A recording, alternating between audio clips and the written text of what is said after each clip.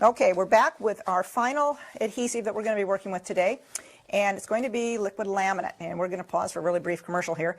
I know there's a lot of different ones out on the market, and we're just going on record right now saying the ones we've used, a number of them, and we think Beacon's is by far the very best. So, enough said. This is clear. I like to put in a pretty good amount, but you don't want to waste. This is more expensive than working with glue and water or wallpaper paste. Okay. And the main difference with the liquid laminate is it will provide a certain amount of transparency to the paper that you're using, provided the paper is relatively thin. This is a handmade paper, and you can see that this looks almost like stained glass when it's been applied with the laminate, and it wouldn't have that characteristic if we'd used the other adhesives with this.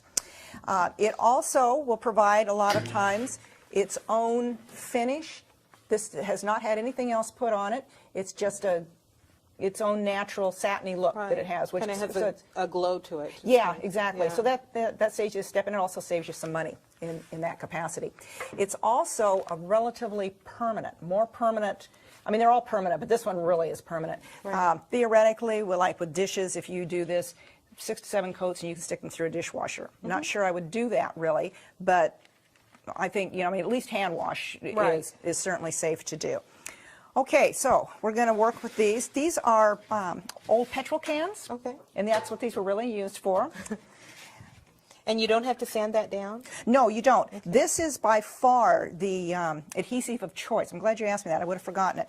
The adhesive of choice, if you're going to work on a slick surface, glass, metal, plastic, something like that, you generally won't even have to worry about doing the roughing up like we talked about with the glue and water on the plastic. Right. Okay. Okay. This is very easy to use.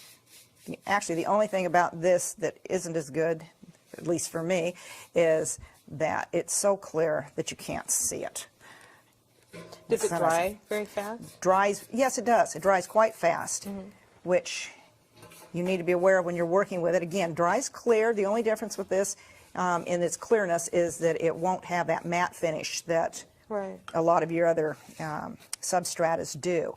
Well, and I noticed with the tissue paper, you crumpled it up like you've done the other ones? Yes, yeah. Okay. Almost all papers will be easier to work with if you have crumpled them. And you can see, again, we're going to work with this plant saucer underneath, because that catches all the drips. And if you're really messy, you can even, grab some of your drips and reuse them. And we just keep... And on these particular guys, we wanted this to be sort of a retro look. So you can see that we didn't use, generally we like to work with more subdued colors, but we decided that this was sort of a fun look. Oh, it is neat. To do for change. It does, the paper does soak up a pretty fair amount of this. I'm going to need a little bit more at this point. The tin kind of adds a nice background to it, even. Yeah, it does. You can just barely. The metal is just a little bit. Sheen through it. Yeah, exactly, coming on through on it. Okay, we would continue to do this if you were using a handmade paper or something. We'd be working the same way, and we'll show you that in a moment. When you finish with this, like I say, it's pretty much a totally finished product if you want to leave it this way. Or if you get done and you look at it and you go, whoa, just too bright, can't live with it. You can do other things to it and tone it down with paints, with the techniques we were showing you a little bit earlier. Just a watered down wash. Watered down wash, or in this case, we decided actually to pump it up a little bit more, and we added metallics. And these metallics are a water base also, so you can get some really great metallic looks. If I want to make this look maybe like it started to rust a little bit, or that kind of a thing, you can do that and add your paints. Oh, it goes great with the style of the...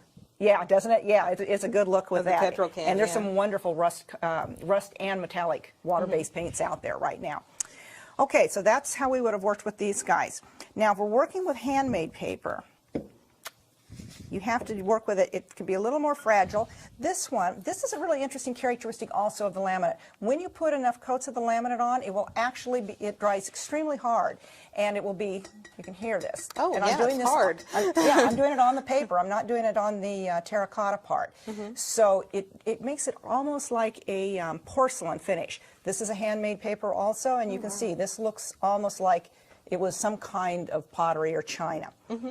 This was a really interesting one. We thought we'd real quickly show you this. This particular paper is called Visions, and it has almost transparent spacing between the patterning on it.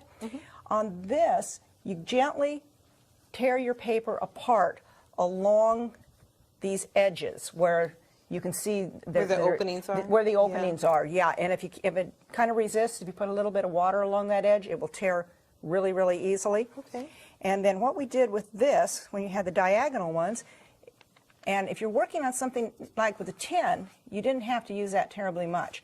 On something like terracotta, this guy is like a sponge. Oh, it soaks it in. It's going to soak it in, you bet. So you want to make sure you've got plenty of it on there. And then we took a piece and we basically put this back on just like the pattern of the paper and worked it on there. And then you take your laminate again. And with this particular paper, it starts to feather on you very quickly. Oh, wow. And it will blend right into the terracotta and be almost like it's part of it. It's almost like the edges get, almost like you said, hard, so it looks like ceramic. It looks like ceramic, and Yeah. we do that all the way around. It's a really, really interesting look, we thought. That's great. Okay, this was done on glass.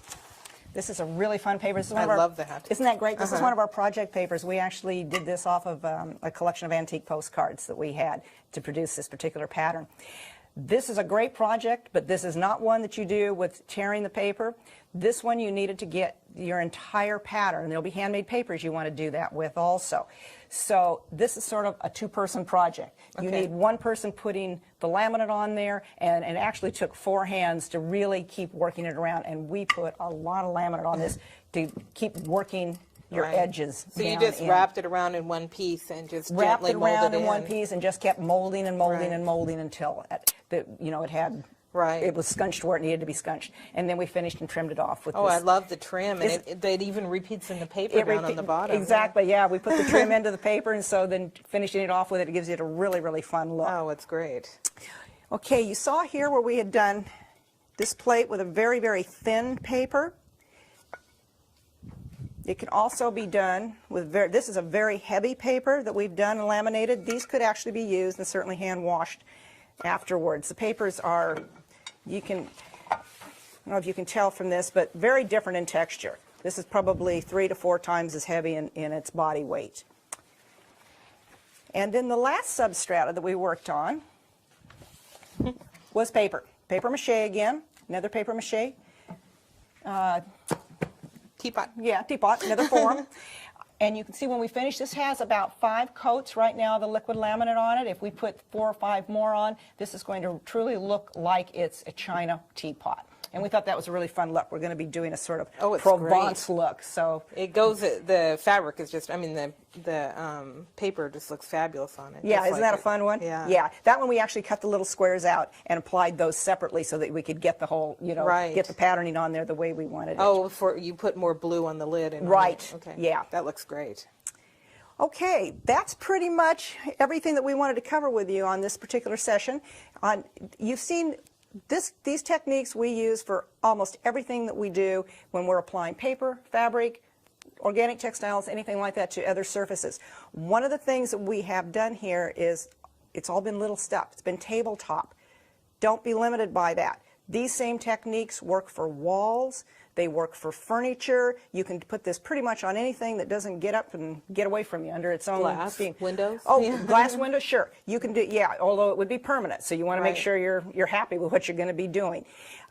We wanted to show you, just as sort of a teaser to get your imagination going, a couple pieces of furniture that we've done recently and that we will be doing actual project videos on later. So we want to let you guys see that. And then we want to thank you for being with us. Hope you enjoyed it as much as we enjoyed it. I hope you learned some stuff. Oh, I definitely did. I can't wait to try it out. Good. Okay, thanks a lot. And don't forget, imagination really is more important than information. Thanks a lot. Bye-bye.